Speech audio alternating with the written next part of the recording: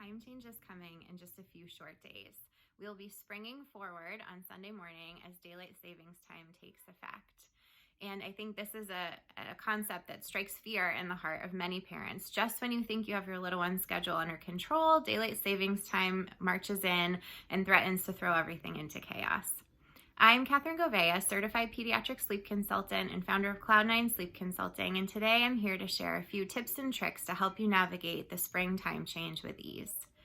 There are two main ways that we can approach the time change. The first is for children who are generally sleeping well.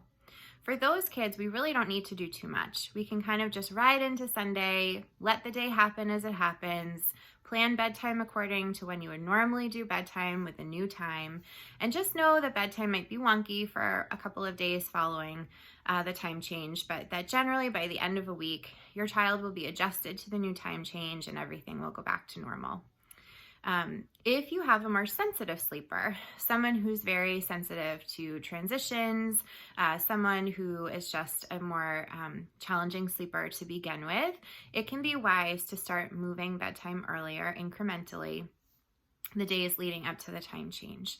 So starting today or tomorrow, you could start moving bedtime 15 minutes earlier every night until Saturday night.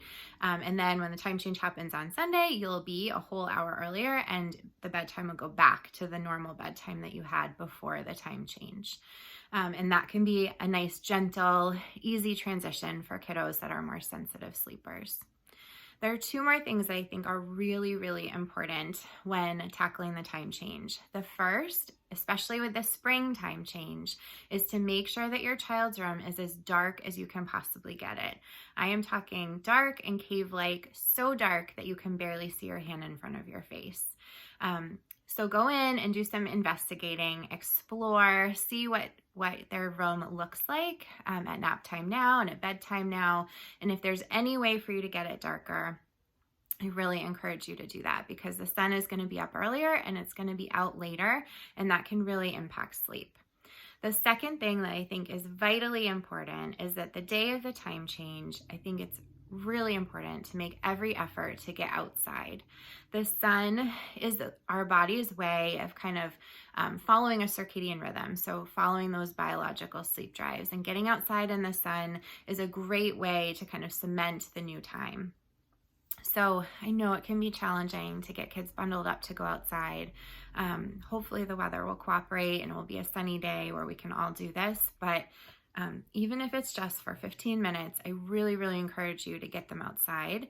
If possible, to do it first thing in the morning. I think that's helpful. And then again, later in the afternoon, that will really, really help to cement this new time change. And then just keep your bedtime routine consistent. Do everything else the same. Know that the first week after time change can be a little wonky for everybody, whether you prepare ahead or not. And just stay consistent with what you're doing. And generally, after a week or so, things will have kind of flattened out. You'll be back to baseline where you were before the time change happened. So I hope these tips are helpful, and I wish you lots of good sleep and strong coffee for Sunday morning.